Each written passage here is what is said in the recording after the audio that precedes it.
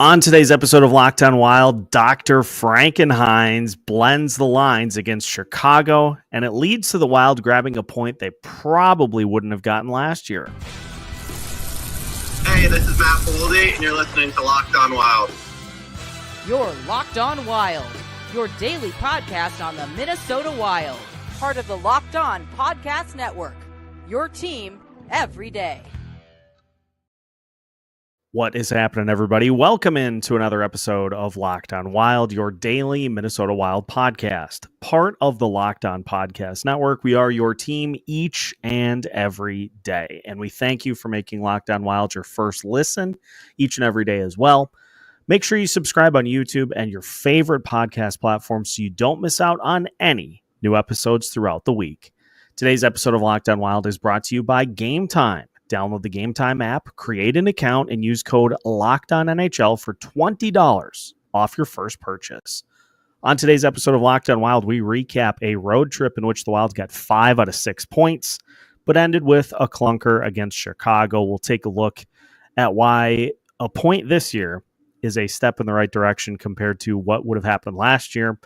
We'll take a look at the numbers behind the second line combination of Matt Boldy, Eriksson Ek, and Marcus Johansson. We'll talk about some of the combinations we saw throughout the night against Chicago, and we'll take a look at arguably the biggest test for the Wild this season outside of the Winnipeg Jets game, as the Dallas Stars will be headed to the XL Energy Center coming up on Saturday. My name is Seth Topal, host of Locked On Wild, your daily Minnesota Wild insider and credentialed media member, host of Locked On Wild since 2021. And it's halfway to a Victory Micheletti Monday, I guess, because it's just a weird sports weekend, Alex. Gophers lost. They played with their food and lost. The Minnesota Vikings played with their food and won.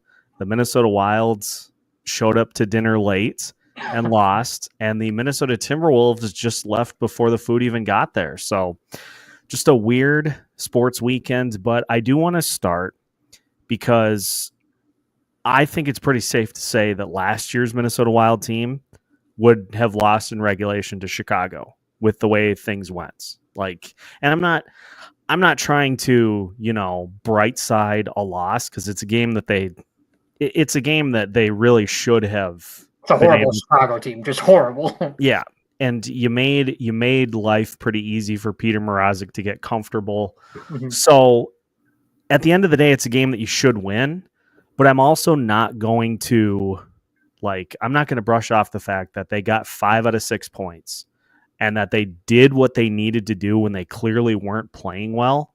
They did what they needed to do to get a point in regulation. And that's the difference between this year's team compared to last year, is they find a way to get that extra point and to, do, I think, what is expected to get points in all 3 games. It's just one of those things where it's a learning experience. Like if you start out slow and just look pretty choppy for most of the game, you're probably going to get bit, and they did against Chicago. Yeah, you're right. You make a great point to get 5 of 6, because we know eventually Colorado is going to make a push, and we know how good Dallas is, and Winnipeg, they don't seem to be letting up. So, the division for a top 3 spot is just going to be chaotic. And I don't think Nashville is as bad as, they should be. So, they're going to come back into the fold here. And so, you make a good point to at least, bank these points early, because down the stretch it's going to be just neck and neck, as we know. And through the first 15 games of the season, 23 points is the best start in franchise history. And I don't know, maybe it's me feeling a little, with as negative as I was on this team last year, and for good reason. Maybe it's me just trying to balance that out a little bit. We're 15 games in. The Wild are 5 points behind Winnipeg, but they're 7 points clear of the Dallas Stars. They are 8 points clear of Utah and anybody else in the division. And so, I'm willing to give a little bit of the benefit of the doubt, because they just keep putting points on the board. One thing we got to bring up, we were talking about it off air, but John Hines, when it comes to injuries, like Jonas Brodin, could either be season ending or he's back for Montreal. That's you walk on eggshells when he's talking about injuries. So we'll see, but because apparently he got hurt and left and then didn't come back. So hopefully Jonas is okay. Yeah, and some investigative work by Michael Russo. He speculated that it is something that Brodin's been dealing with for a little bit. And just so hopefully that leads to, he tried to come back in and they just were like, well, let's just, with bigger games coming up later in the week, let's just err on the side of caution. And thank goodness they don't have a game till Thursday. So hopefully it can, whatever flared up he can rest it. Yeah, and that's the other part of this too, is you played 3 games in 4 days. Mm-hmm. And as much as we would just like to see this team throttle all the teams that you expect to beat, like Chicago has 6 wins. They have 6 wins this season. San Jose's got 5 wins. They shut out the Devils tonight. Mackenzie Blackwood had a 44 save shutout. At the end of the day, it just, things are just not going to go according to plan every game. And so things to pull, I look at the fact that they were able to tie it up and at least get it to OT to salvage the point. And you get another Matt Boldy goal, just continues what has been just a really good start. But as we'll talk about here in segment 2, this is going to be something that this Wild team has to address at some point this season, is the depth scoring that we knew was going to be a problem coming in. It was a pleasant surprise to start the season, but now things have kind of gone cold a little bit. If you're going to make a run, you're going to have somebody else that can step in and can give you that third consistent counterpunch to what Boldy and Kaprizov have been doing so far this year. Oh, 100%. And just with how they have their cap situation, I don't really think they can make a major addition, if they are going to make a push for the playoffs. So it's going to be, in-house, and we'll see. And like you said in the upcoming segment, I mean, the second line, as always, will always be the debate. And Hines was in a spin cycle of line combinations tonight, and it worked at the end to at least get a point, but long term, you can't be doing that. Every game. Bright sides for the game. Philip Gustafsson, obviously, he's got the one that he wants back. I'm sure that that was that first goal by Chicago, and then the OT winner, just a weird turnover that led to basically a gift wrapped chance for the Blackhawks to come away and win it. But it was, the shots were like 17-14 at one point in favor of Chicago, and I think it ended like 38-21. So the Wilds kind of found their game as the game wore on, but this is why we keep talking about it, is slow starts. You allow a goalie to get into a rhythm, and if you don't rattle them early, then you're really putting yourself behind the 8 ball, and you're making things harder on you than they need to be. Yeah, and especially, I mean, against these subpar teams too. It's just take advantage when you can to get the full easy points. Don't let these subpar teams feel like they have some life, and especially when they're at home too, they can get some energy. Penalty kill though. 12 out of 12. And I don't really care who you're playing. Right. 12 out of 12 is a step in the right direction. Mm-hmm. And a lot of the penalty kills, it was just the Wild being the aggressor and not allowing the opponent to really get anything set up, but just I think a better focus for that unit to allow for them to have some much needed success. And they said in the broadcast, the penalty kills at 85% on the road. Some which 5-on-3s in there too. Yeah, yeah. So that it's good experience too to have that and kill those. Got to find a way to actually have a good kill at home, because they said the kill at home is under 50%. And I'm like, well, I don't like Yes. that. No kidding. Yeah. So there are some things, and again, 15 games into the season, so we're still in the early stages. We're getting closer to that 20 game mark that is going to kind of give us an indicator as to what this team is. Mm-hmm. But I take from this game the fact that you look mostly lost and lifeless out there for the first probably 55 minutes, and then you do what you need to do to get a point and get that game into OT. Would have loved 6 out of 6, but I'll take 5 out of 6 at this point in the season. And we'll talk about what's coming up, because you got another very winnable game against a Montreal team that I follow a couple of people that cover the Canadiens, and I think at one point earlier in the week, the phrase "literally cannot defend at all" was used. So we'll talk about the Canadiens. We'll talk about the Dallas Stars, who are in a bit of a rut, especially on the road. And we'll take a look at what has gone wrong for old Dallas. I'm not talking about the football team, because that would take multiple shows. We're talking about the now 8-5 Dallas Stars hockey team. We'll talk about them. And we'll talk about the second line, because it turns out the analytics for that combination of Boldy, Johansson, and Eriksson Ek, very good, which does not jive with what we've seen in the eye test. So we'll talk about that as we continue today's episode of Locked On Wild after this. Today's episode of Locked On Wild is brought to you by Prize Picks. Prize Picks is the best place to get real money sports action. With over 10 million members and billions of dollars in awarded winnings, Prize Picks has made daily fantasy sports accessible to all. You just pick more or less on at least 2 players for a shot to win up to 100 times your cash. Run your game all season long on Prize Picks.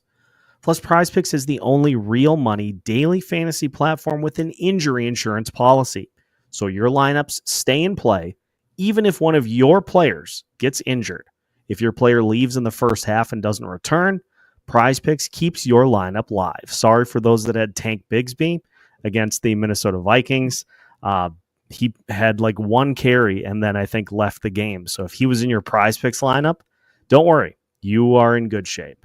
Download the app today and use code LOCKEDONNHL to get $50 instantly after you play your first $5 lineup. Again, download the app today and use code LOCKEDONNHL to get $50 instantly after you play your first $5 lineup.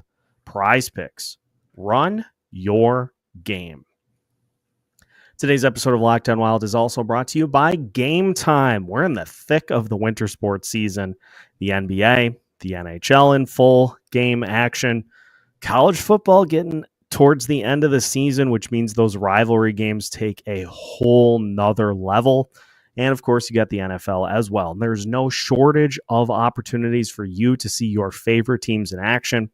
Game Time can help making the ticket buying experience as stress-free as possible, so you can spend all of your time worrying about where you'll go before or after, as opposed to what you're going to have in front of you when you find your seat. Game Time also is having an exclusive zone deal for the NHL Winter Classic event at Wrigley Field. Go to the Game Time app to purchase tickets and get $10 off bleacher seating and 20 to 25% off on home plate area seats. Take the guesswork out of buying tickets with Game Time. Download the Game Time app, create an account, and use code LOCKEDONNHL for $20 off your first purchase. Terms apply. Again, create an account and redeem code LOCKEDONNHL for $20 off. Download Game Time today. What time is it? It's game time. Welcome back to today's episode of Locked On Wild. Once again, we thank you for making Locked On Wild your first listen each and every day.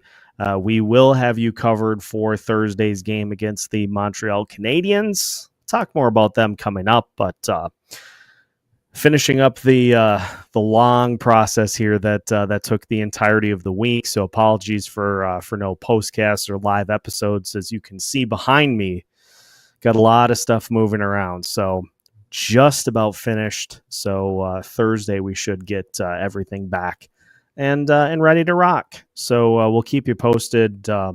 We'll throw in a live episode before that point, but just stay tuned and bear with me as we get everything ready to rock. And I've been kind of keeping things under wraps, but it won't be too much longer, and we'll unveil the entirety of what's going on. So appreciate everybody and your patience as we continue to bring you the show. As I also am just cleaning and moving everything. But Alex, let's talk about Dr. Frankenheinz and the line combinations that were utilized by the Minnesota Wild in their loss to Chicago. I'm going to pull up the exact number of line combinations that were used because it's an obscene amount.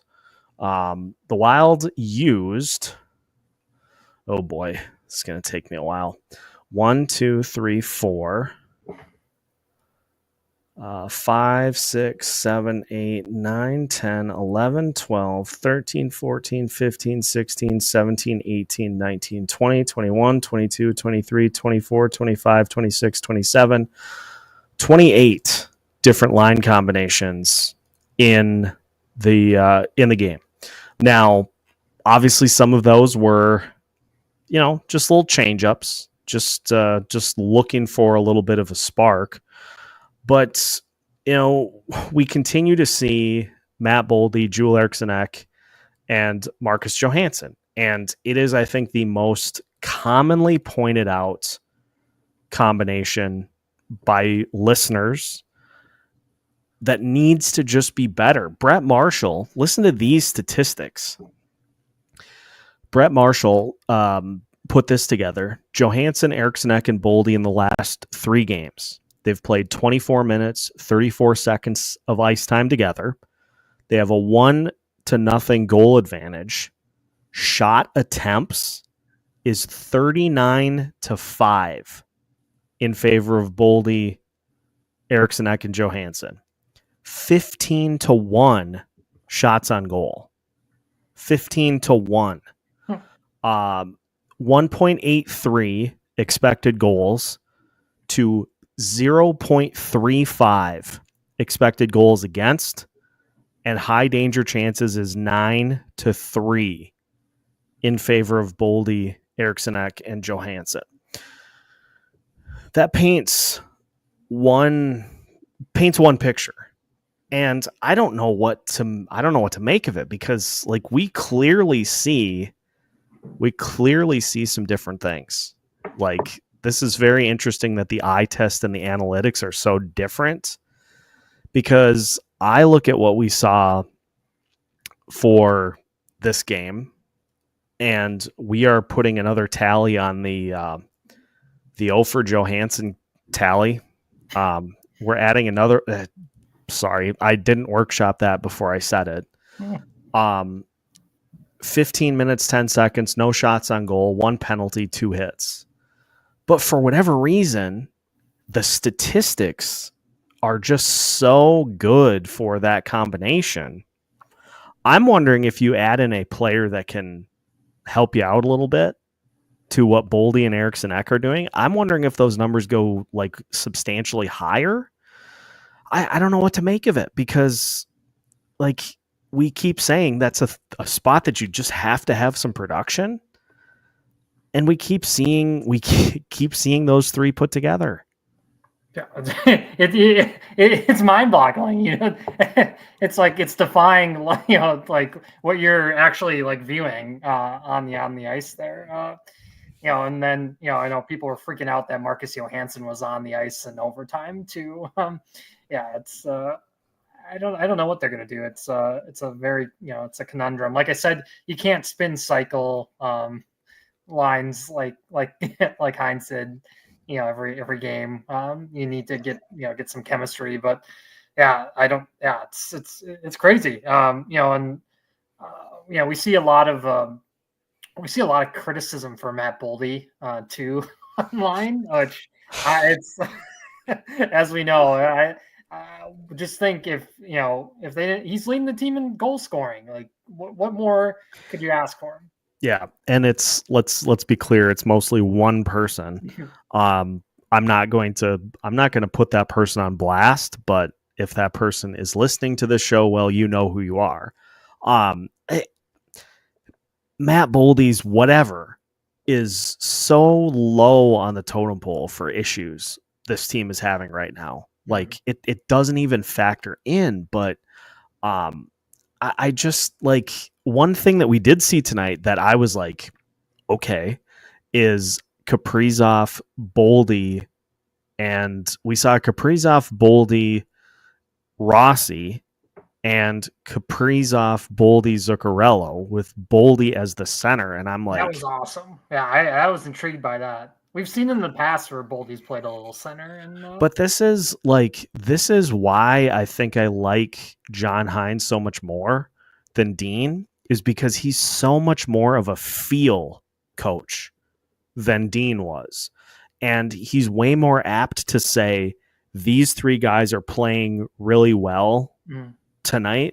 Let's give them a shift together and see if they can get something done. And, Kaprizov playing 25 minutes, I don't have any issues with that because he's your best player. Like you're not going to be able to do it a lot, but I don't have any issue with him mixing Kaprizov in, especially if Kaprizov says, sometimes it takes me more minutes to get going. He just does. He's so much more of like a pulse type coach. It was a weird start to the game with the penalties too. So they were trying to get Kaprizov out there. Everything lines are kind of hijacked because of those penalties. It was a weird game. Like you said, at the end of a trip there, and coming from California, it was a weird game overall. But I think the thing that we're starting to see from this team is because let's look at some of the numbers that Brett put out about Jared Spurgeon and Jonas Brodin, because the defensive numbers for Faber and Middleton continue to be outstanding. But the Brodin-Spurgeon defensive numbers are slightly worse, and I'm talking like fractions. So you've all of a sudden got a really, really good top four. You also have consistently good goaltending from Philip Gustafsson. This might be the year, if they can figure out the salary cap stuff, this is probably the year to go out and get somebody to really shore up that scoring. Yeah, the problem is, I don't know who they give up. I mean, let's see, give up, some prospects, which, Guerin, he's waited, he hasn't done it. He hasn't pulled the trigger, but, I guess, it's, I think you take a look at what the rest of the Central Division is going to do too. If you see a team, if you see Winnipeg make a move, then, it's going to be an arms race. Then you try to match too, because, Colorado, I always talk to you about this off air too, is at some point Colorado is going to try to, you would think, try to get another goalie, because, now they're getting healthy and they're going to get Nichushkin back. And so it's, and I think at some point they just got to say Landeskog is officially done. I don't know how they keep holding out hope on that, but it just seems like, you were getting so far away from his last game played that I just don't think you'll see him again. No, it's just looking like that is unfortunately, he's a great part of what that team was doing, and he just can't get back. It's tough. It's crazy that injury started in the bubble off of just a freak play. Just getting cut by Cale Makar. What a different world when there's bubble games. Oh man, it's crazy to look back at. For sure. Feels like about 9 years ago. But it's unreal. I don't know. Maybe the fact that it seemed especially late in the game, maybe the fact that Marcus Johansson finished the game on the third line, maybe that's a sign that we start to see what happened to him. The same thing that happened to Yakov Trenin, where he eventually kind of settled on the fourth line. Although fourth line tonight, like from a hits standpoint, was a menace. Lauko had 7. That's the team to do it against, too. Yeah. Lauko had 7 and Trenin had 5. Like, geez, guys, save some hits for the rest of us. But something that I also thought was interesting was, I guess Hines isn't really happy with Marco Rossi right now either. So that's a big conundrum too. What you do with Rossi if they're not happy with his overall game. It's just like it's a conundrum for them. I still think get a second competent winger right on the second line, but I've been saying that for 4 years. It's always been their issue. Yeah, we'll see. We'll see if Yurov is the answer next season, but it's a long ways from now. They gotta figure this out. Yeah, it's there are many things. Although, again, full credit to the Wild is they have found ways to win games despite all of this stuff happening. Good teams find a way to win, even if they're on their off nights, or they probably didn't deserve a point tonight, but Chicago has no, they have no plans on making the playoffs, but they're like, we'll make the home crowd happy. Everybody gets a point tonight. Yeah. Well, they just wanted a more exciting win, I guess. But exactly. We'll take a look at what is coming up this week. Just a couple of games. More importantly, a few days off. 3 days off before the upcoming game against a couple of teams. Some big Central Division clashes and big Western Conference battles coming up. We'll talk about all that as we finish today's episode of Locked on Wilds after this. Today's episode of Locked on Wild is brought to you by FanDuel. Get ready to tackle the NFL action with FanDuel, America's #1 sportsbook. Because right now, new customers can bet $5 and get $150 in bonus bets if you win. The FanDuel Sportsbook app gives you everything you need to place live bets on the NFL all in one place. So when you get a hunch in the middle of the game, or if you feel like Parker Romo is going to come in for the Minnesota Vikings and go 4 for 4 on kicks, hey, you can bet on that. You can view live play-by-play and so much more on the same page where you place your bets. If you thought the Minnesota Vikings were going to become the first team in the last 154 games to win without scoring an offensive touchdown, that bet is out there. Just visit FanDuel.com to join today, and you'll get $150 in bonus bets if you win your first $5 bet. That's FanDuel.com. Never waste a hunch and make every moment more with FanDuel, an official sportsbook partner of the NFL.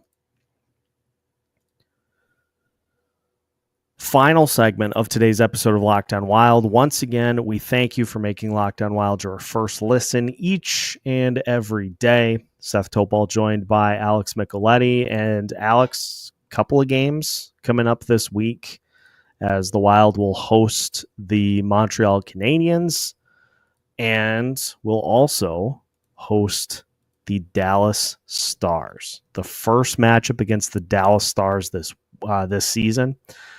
Let's start by taking a look at the Montreal Canadiens, who, as I mentioned, they don't defend well, really at all. They're 4-9-2 on the season. They've got some great scoring from Cole Caulfield, Nick Suzuki, but beyond that, it's messy, to say the least. And their goaltending has been a mess. They've been giving up a ton of goals.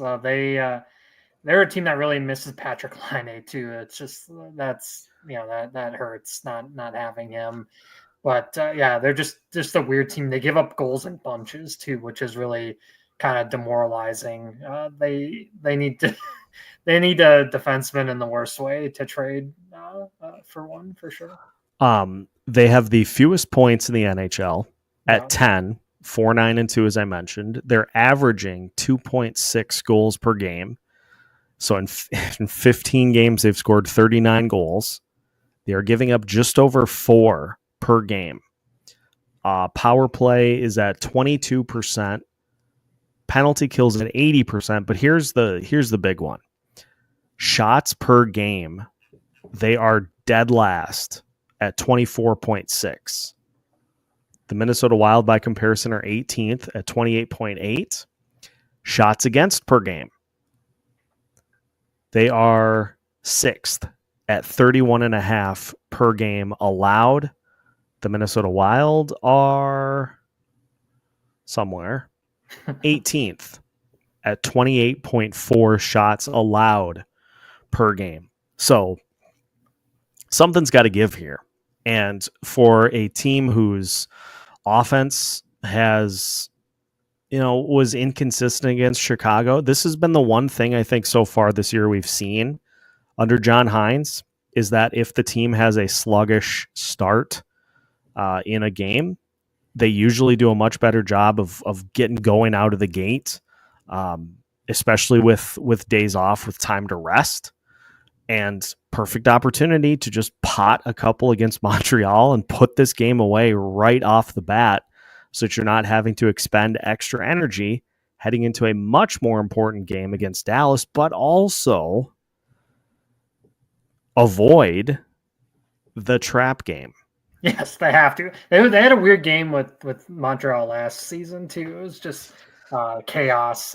So Montreal will definitely give the Wild some power play opportunities. So just hammer away. Who knows who they're going to start in that? But both of them, have been just awful. Montreal has lost 6 games in a row, and they have lost 10 of 12 since starting the season 2-1.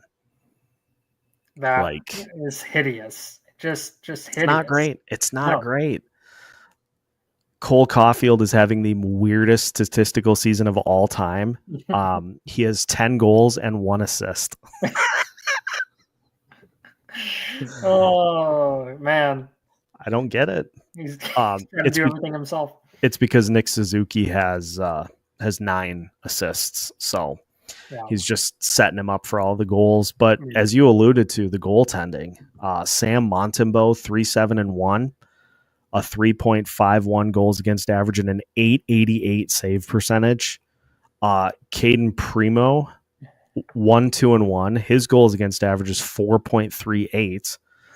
And he's got an 861 goals against average. Oh, man. That's like AHL. Like, what are we doing here?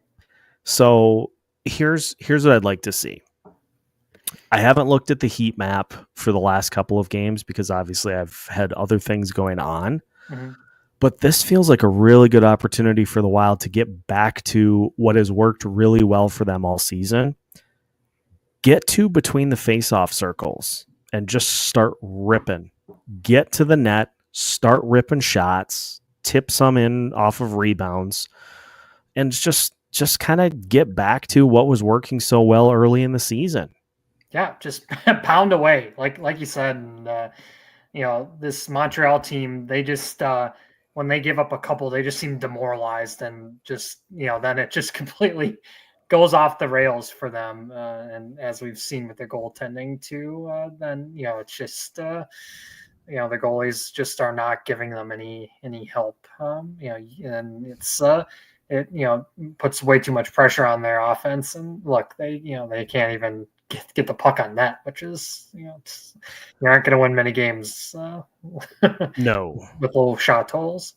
No, you will not. The Dallas Stars then play against the Wild on Saturday, and for Dallas, they've been scuffling a little bit. They currently sit, in terms of points, they currently sit 14th in the NHL, but they've scored 38 goals in 13 games. They've given up 32. So the 32 given up is pretty good, but they're under 3 goals per game on the season. Some of the other numbers, their power plays at 16.3%, which that means nothing to me because of what they have done to the Wild over the last several matchups that these two teams have played.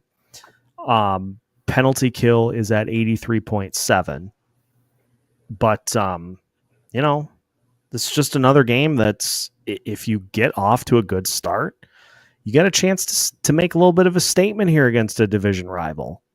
Yeah, 100%. And, what scares me is Jason Robertson hasn't fully gone robo yet mode. Maybe they're really missing Joe Pavelski more than, what's said, but it kind of seems like they're cycling their lines around, they're moving guys. And for whatever reason, Jamie Benn always gets stuck with the young kids on the third line. It's amazing. I'm sure Dallas would want to move on from Ben if they could, but they have him and Sagan on just enormous deals still. And we'll see. Matt Dumba kind of ruffled some feathers in the preseason against the Wild, so we'll see if he has to answer the bell in the game with a fight or not. That'll be something to watch. Yes, it will. Comments below. I should say, leave your answer in the comments section as to how many games you think the Wild will win this week. Do you think they go 1-1, 2-0? Let us know, and we'll see how the Wild do. But this is another situation too where I feel like if they can get 3 out of 4, that's the goal to shoot for. But let's try to hit a little higher. Let's send a message this week, especially at home. Look at Winnipeg. They beat Dallas and they sent a message to the rest of the Central. So let's see if the Wild can return the favor and do it to Dallas as well. Yeah, that will do it for today's episode. Again, appreciate everybody tuning in each and every day of the week. And make sure, if you haven't already, that you subscribe so you don't miss out on any new episodes throughout the week. We've got you covered with new episodes every Monday through Friday as part of the Locked On Podcast Network.